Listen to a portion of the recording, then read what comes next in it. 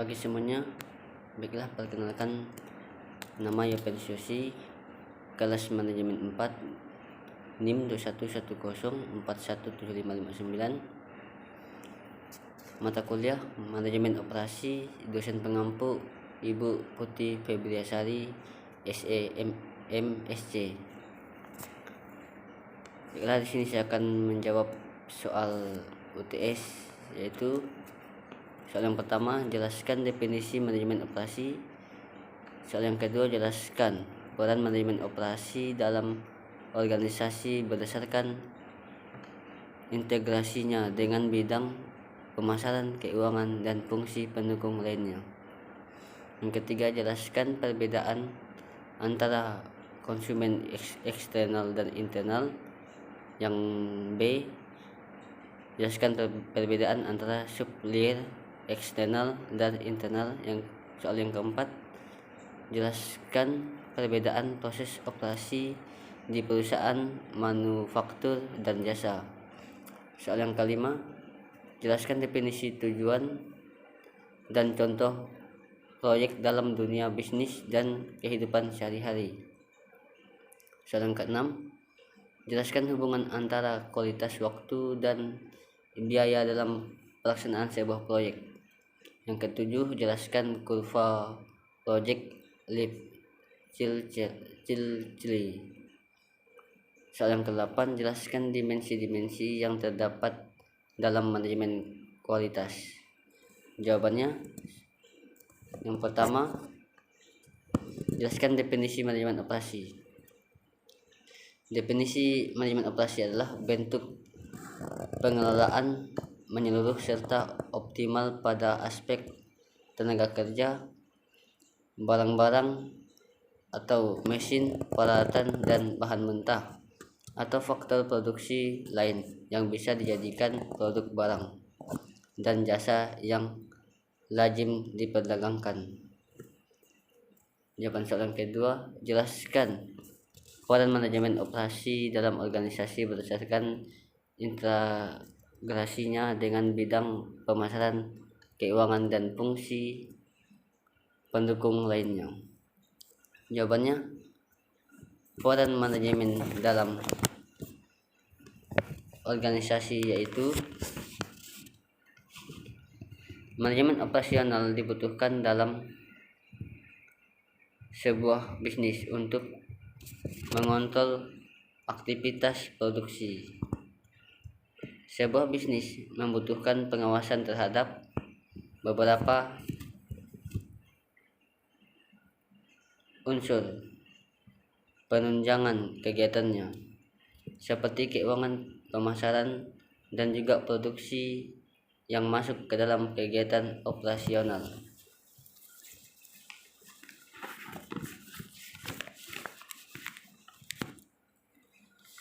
Manajemen ini merupakan sebuah perencanaan yang fokusnya pada kegiatan produksi.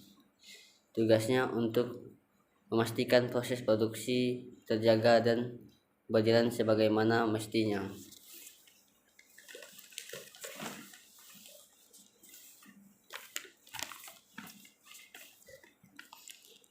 Manajemen ini juga memastikan proses produksi terpelihara dan perkembangannya berjalan sesuai yang direncanakan.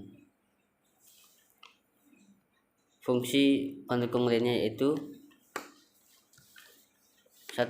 Membantu perusahaan mencapai tujuan. 2. Membantu meningkatkan produktivitas pekerja. 3. Membantu meningkatkan niat baik. 4. Membantu memotivasi karyawan. Yang ketiga, jawaban soal yang ketiga, perbedaan antara konsumen eksternal dan internal. Konsumen eksternal adalah konsumen yang melakukan pembelian atau menggunakan jasa dari internal konsumen di luar organisasi. Sedangkan konsumen internal adalah setiap orang dalam organisasi atau perusahaan yang bekerja sama dengan Anda. Pelanggan internal akan memberikan hasil kerja terbaik kepada proses setelah Anda.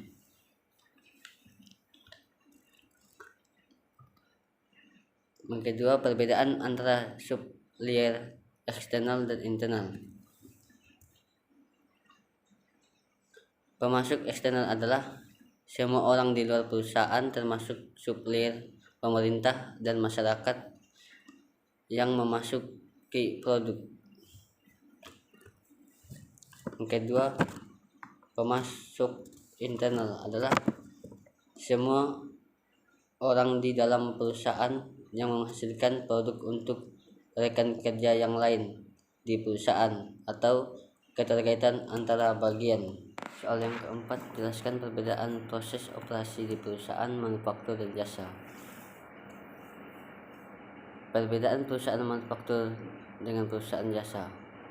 Manufaktur dan jasa merupakan dua sektor ekonomi yang sangat penting. Kedua sektor ini berkontribusi pada pengembangan ekonomi, infrastruktur, dan kualitas hidup penduduk di suatu negara. Manufaktur berkaitan dengan produksi barang yang dibutuhkan dan dikonsumsi oleh orang-orang atau konsumen. Sedangkan jasa atau layanan mengacu pada industri yang tidak menghasilkan barang tetapi memberikan pelayanan bagi orang-orang atau masyarakat, seperti layanan kesehatan, layanan transportasi, layanan perbankan, dan lain sebagainya. Meskipun memiliki berbagai perbedaan, namun manufaktur dan jasa memiliki kesamaan, yaitu membutuhkan sumber daya manusia yang berkompeten di bidangnya, membutuhkan lingkungan kerja untuk operasional, dan tentunya juga hasil akhirnya yang diinginkan, yakni mencapai profil atau laba. Berikut perbedaan utama manufaktur dan jasa. 1. Barang fisik. Perbedaan utama antara perusahaan manufaktur dan perusahaan jasa adalah taktilitas dari output yang dihasilkan. Output atau keluaran dari perusahaan manufaktur adalah memproduksi barang fisik yang dapat dilihat dan disentuh oleh pelanggan, sedangkan output atau keluaran dari perusahaan jasa seperti konsultasi, pemeliharaan, dan pelatihan adalah tidak berwujud atau intangible. Yang kedua, tingkat persediaan. Perusahaan jasa tidak seperti perusahaan manufaktur yang memerlukan persediaan. Perusahaan jasa hanya menciptakan layanan apabila diperlukan oleh pelanggannya. Perusahaan manufaktur pada umumnya akan memproduksi barang terlebih dahulu, sehingga menyebabkan adanya persediaan dengan tingkat yang berbeda-beda tergantung pada perkiraan permintaan pasar. Produsen akan mempertahankan tingkat persediaannya seminimal mungkin. Tingkat persediaan atau inventory level ini sangat tergantung pada keakuratan permintaan dan kapasitas produksinya untuk memenuhi permintaan berdasarkan waktu yang tepat. Persediaan dasarnya merupakan hanya pada perusahaan manufaktur. 3. Permintaan pelanggan. Perusahaan jasa tidak akan menghasilkan layanan atau jasa kecuali dibutuhkan oleh pelanggan. Perusahaan jasa pada umumnya menghasilkan layanan yang disesuaikan dengan kebutuhan pelanggan. Sedangkan perusahaan manufaktur dapat memproduksi barang tanpa pesanan pelanggan atau perkiraan permintaan pelanggan. Namun, memproduksi barang yang tidak memenuhi kebutuhan pasar adalah strategi yang buruk dan harus dihindari oleh setiap perusahaan manufaktur. 4. Persyaratan tenaga kerja. Perusahaan jasa memerlukan orang-orang yang memiliki keterampilan dan pengetahuan khusus serta disiplin ilmu pada bidang yang sesuai layanan yang ditawarinya.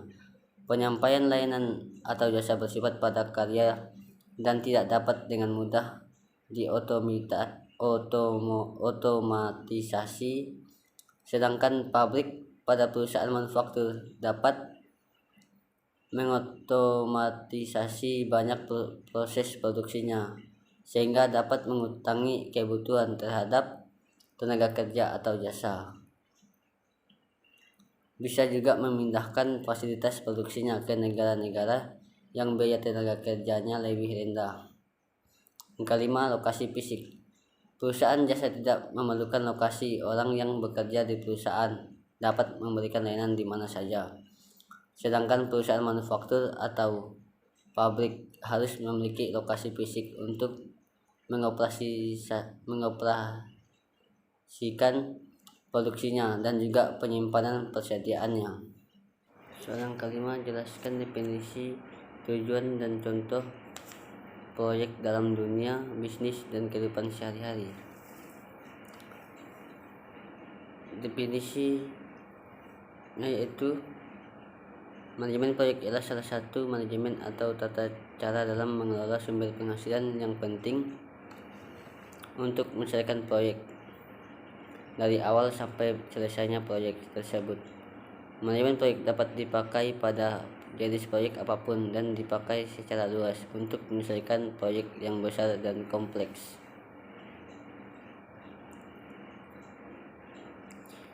Tujuan manajemen proyek yaitu yang pertama, menyelesaikan tepat waktu.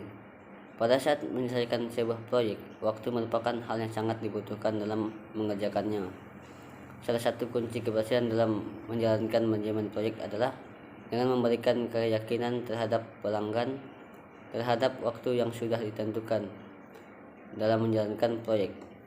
Yang kedua, mengelola risiko. Dalam membangun sebuah proyek, pasti tidak lepas dan trial and error ketika menyelesaikan proses yang dijalani pada proyek tersebut. Tentunya ketika Anda salah atau lalai dalam mengerjakannya, pastinya akan mengganggu setiap pekerjaan Anda. Namun dengan Anda melakukan manajemen proyek, apapun yang Anda alami, baik kesalahan ataupun kelalaian yang terjadi pada pekerjaan Anda dapat mengatasinya pada saat risiko itu terjadi. Yang ketiga, mengelola tim. Ketika menjalankan sebuah proyek, kualitas sumber daya manusia sangatlah dibutuhkan dalam melaksanakan proyek tersebut. Peran manajemen proyek ialah menggerakkan setiap anggotanya dengan tujuan agar dapat melakukan perannya dengan baik dan memiliki kemampuan dalam mengelola sebuah proyek yang dikerjakan. Yang keempat, membuat perencanaan yang tepat. Dalam melakukan sebuah proyek, setiap manajemen proyek pasti akan mengarahkan pada perencanaan yang baik dan tepat. Perencanaan yang dimaksud adalah melakukan sebuah pekerjaan mencakup seluruh proses awal hingga akhir dengan memaksimalkan kualitas dan kapasitas sehingga setiap rencana yang sudah dirancang sesuai dengan apa yang diinginkan. Yang kelima, menjaga anggaran. Anggaran merupakan kunci dalam membuat sebuah proyek. Dengan mengkaji setiap anggaran, maka akan dicari jumlah anggaran seminimal mungkin, tetapi dengan anggaran tersebut, manajemen proyek akan semaksimal mungkin untuk menunjang tercapainya kriteria proyek yang telah ditentukan di awal. Berikut contoh manajemen proyek. Yang pertama, manajemen kontribusi. Manajemen kontribusi adalah usaha yang dilakukan melalui proses manajemen yang perencanaan, pelaksanaan, dan pengendalian terhadap kegiatan-kegiatan proyek dari awal sampai akhir dengan mengalokasikan sumber-sumber daya secara efektif dan efisien untuk mencapai suatu hasil yang memuaskan sesuai sasaran yang diinginkan. Yang kedua, proyek penelitian. Kegiatan utama dari proyek ini adalah melakukan penelitian dan pengembangan dalam rangka menghasilkan produk tertentu. Proses pelaksanaan serta ruang lingkup kerja yang dilakukan sering mengalami perubahan untuk menyesuaikan dengan tujuan akhir proyek. Tujuan proyek dapat berupa memperbaiki atau meningkatkan produk, pelayanan, atau metode sistem produksi. Yang ketiga, proyek produksi manufaktur. Proyek produksi manufaktur merupakan proses pencapaian dan pengutilisasian sumber-sumber daya untuk memproduksi atau menghasilkan barang-barang atau jasa-jasa yang berguna sebagai usaha untuk mencapai tujuan sasaran organisasi. Yang keempat, proyek pelayanan manajemen. Proyek pelayanan manajemen sangat berkaitan erat dengan fasilitas non-fisik atau jasa dari perusahaan, misalnya peningkatan produktivitas dari karyawan, pengembangan sistem informasi manajemen perusahaan, dan termasuk manajemen proyek itu sendiri. Yang kelima, proyek padat modal. Proyek padat modal merupakan proyek yang membutuhkan modal besar seperti pembebasan tanah yang luas, pembelian barang maupun pengadaian suatu barang, pembangunan suatu fasilitas atau produk. Soal yang keenam yaitu jelaskan hubungan antara kualitas, waktu, dan biaya dalam perusahaan sebuah proyek. Hubungan antara kualitas, waktu, dan biaya. Biaya total proyek adalah penjumlahan dari biaya langsung dan biaya tidak langsung yang digunakan selama pelaksanaan proyek. Besarnya biaya ini sangat tergantung oleh lamanya waktu, durasi penyelesaian proyek. Kedua-duanya berubah sesuai dengan waktu dan kemajuan proyek, meskipun tidak dapat dihitung dengan rumus tertentu. Tetapi umumnya makin lama proyek berjalan, makin tinggi kumulatif biaya tak langsung yang diperlakukan. Yang ketujuh, jelaskan kurva produk Lipketli. Kurva produk Lipketli adalah siklus yang bisa terjadi dalam suatu produk menurut Anderson dan Gatham. Pengertian siklus hidup produk adalah konsep yang menggambarkan rangkaian tahapan dari suatu produk hingga layak dipasarkan dan dikonsumsi khalayak umum. Yang kedelapan yaitu jelaskan dimensi-dimensi yang terdapat dalam manajemen kualitas.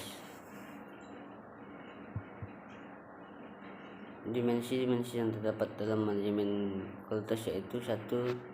Performance atau kinerja. Performance atau kinerja merupakan dimensi kualitas yang berkaitan dengan karakteristik utama suatu produk. Contohnya, sebuah televisi, kinerja utama yang kita kehendaki adalah kualitas gambar yang dapat kita tonton dan kualitas suara yang dapat didengar dengan jelas dan baik. 2. Features atau fitur. Features atau fitur merupakan karakteristik pendukung atau pelengkap dari karakteristik utama suatu produk. Misalnya, pada produk kendaraan beroda 4 atau mobil, fitur-fitur pendukung yang diharapkan oleh konsumen adalah seperti DVD atau CD player, sensor atau kamera mundur, serta remote control mobil.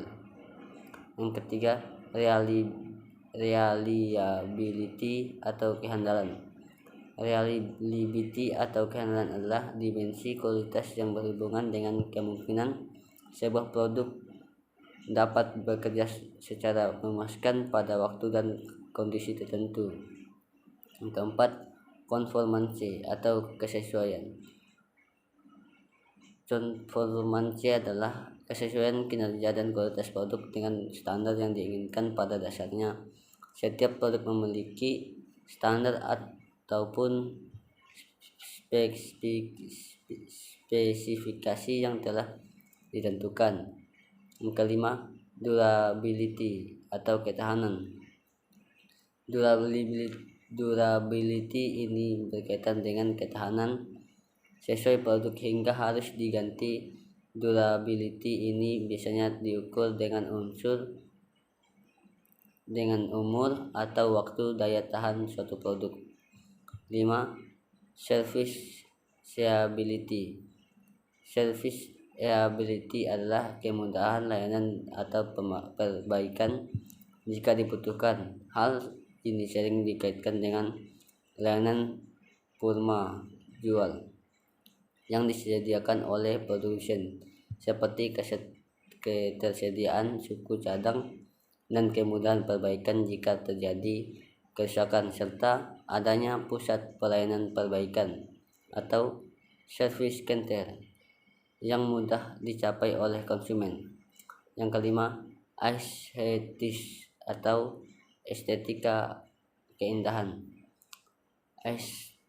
Aesthetis adalah dimensi kualitas yang berkaitan dengan tampilan, bunyi, rasa, maupun bau suatu produk. Contohnya, bentuk tampilan sebuah ponsel yang ingin dibeli, serta suara merdu musik yang dihasilkan oleh ponsel tersebut. 8. Perceived quality atau kesan kualitas. Perceived quality adalah kesan kualitas suatu produk yang dirasakan oleh konsumen. Dimensi kualitas ini berkaitan dengan persepsi konsumen terhadap kualitas sebuah produk ataupun merek, seperti ponsel iPhone, mobil Toyota, kamera Canon, printer Epson, dan jam tangan Rolex yang menurut kebanyakan konsumen merupakan produk yang berkualitas. Demikian jawaban saya tentang soal-soal yang dikasih oleh dosen pengampu, yaitu Bu Putih. Jika ada kesalahan dalam pengucapan kata atau kalimat-kalimat, saya mohon maaf. Sekian jawaban dari saya ucapkan terima kasih. Selamat pagi.